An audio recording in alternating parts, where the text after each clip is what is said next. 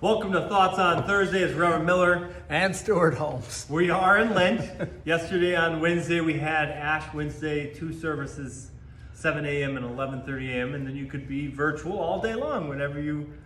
And I heard a few people having a hard time finding it. So usually what you need to do is go to Old Paramus' YouTube page, but it's also posted on Facebook. And if you click on videos, there's 2 different sections usually, and one is live. You have to click on the live button. It's at the top, and that's going to show you what videos were live at one time. And That's misleading, yeah. Yeah, so there is regular videos and then there's live videos. Find the live button, press that, and you should see it on there. Good. So that's just that's not what my thoughts were about today, but Oh, I thought. But it just happened yesterday. On this Thursday, what we're talking about, we are in Lent, and it'll be the first Sunday of Lent when Jesus is tempted in the desert, 40 days of fasting. And because of COVID, which we talk about all the time, but that has changed our worship, and we stopped doing certain things. And we're looking to bring some things back, and one of those is the passing of the peace.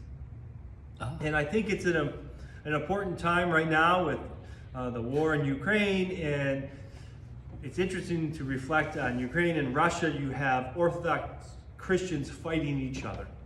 And so the image of Christ's peace and sharing that with one another.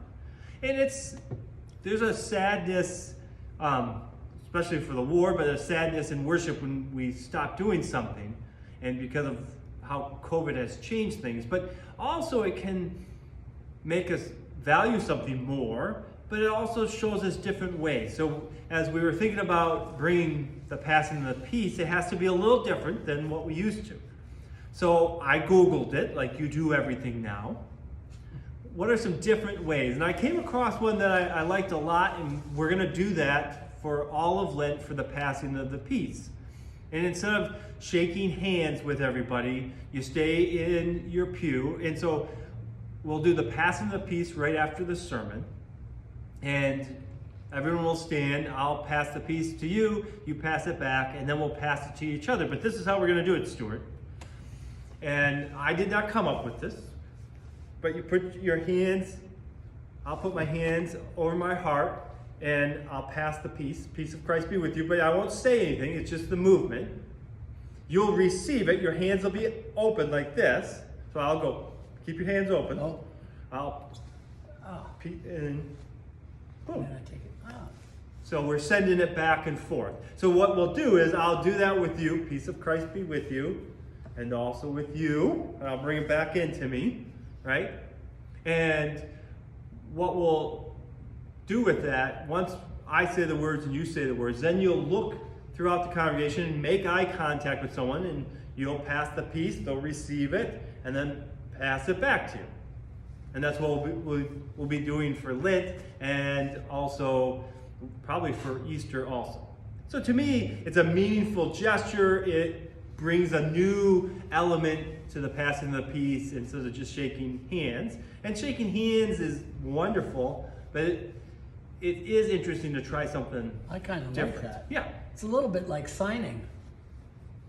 I didn't come up with it, but the Google machine helped me see what other churches were doing, and I happen to like this. So I'm excited about that, bringing the peace of Christ back into the service, but also, in a time of trial, which we seem to continue to have new trials, that to share the peace and the power of Christ to redeem and transform this world. So those are my thoughts. Wow. Well, I'm excited this Sunday, just because it's a regular Sunday service, but the choir is going to be back today, this Sunday. It's we've suffered a number of losses in our volunteer group, but we're going to forge on and do what we can to bring choral music back into the church. So Wonderful. very excited about that. A moment or two about the prelude.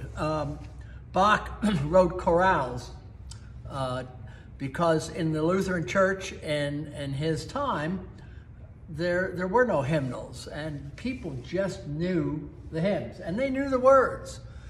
But the organist was to improvise, basically, an introduction to each hymn. And Bach, being the talented person he was, did that in various ways. One of the ways he did it was what we call an ornamented chorale. And basically, he would take the melody and ornament it. That is, to put notes around the melody. The chorale this Sunday is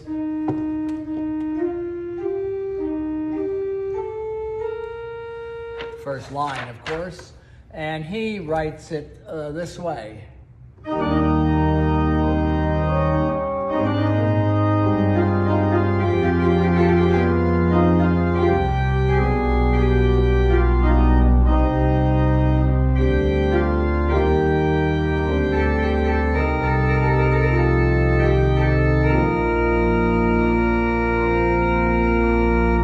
Listened, you can pick out that the chorale. Yeah. But it's not easy. People were much more used to it in those days. And finally, Bach was a master at weaving in theological components into all his music. It's interesting, in this chorale, he takes the chorale is, "O man, bewail thy great sin." And it's translated a number of different ways. Obviously, the word man is no longer as accepted the norm. It's interesting, the original translation was, "O people." And it just didn't translate. I don't know why. Okay. So anyway, he would take this hymn, whose text says, "O man, lament your great sin for the sake of which Christ left his Father's bosom and came to earth." As you get through the chorale, he comes to an end, and it says that he should be sacrificed for us. And there's the Lent theme coming in. He bore the heavy burden of our sins, stretched out on the cross. So Bach has this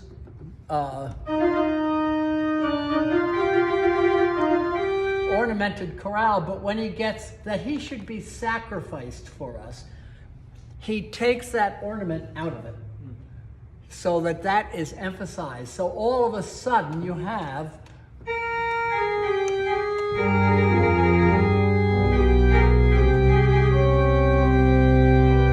it straightens it out.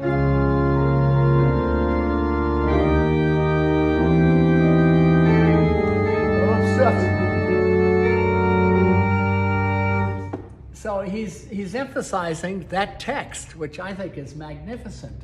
And then at the just a measure later, he takes the chorale of the hymn "From Heaven Above," which we know as a Christmas hymn. From heaven above to earth I come.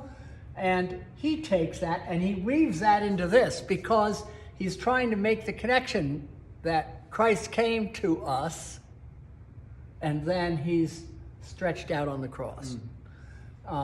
Magnificent way to do it. And of course, when he gets to stretched out on the cross, what would he do musically? He stretches it out again. So the chorale ends on a gorgeous.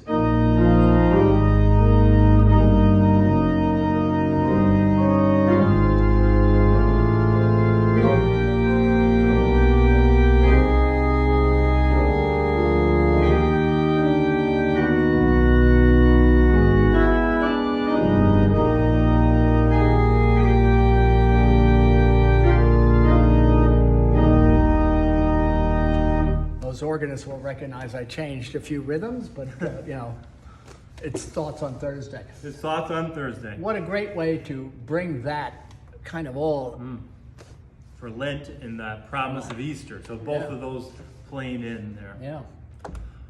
That's All right. I went longer than you this time. Always. Thank you for joining us on Thoughts on Thursday. It's a pleasure to have you guys. We hope to see you in church, right? Either Yeah. in person or on YouTube or Facebook this coming Sunday. Have a great day. And I'll try to play it right this time. Okay. I'll watch.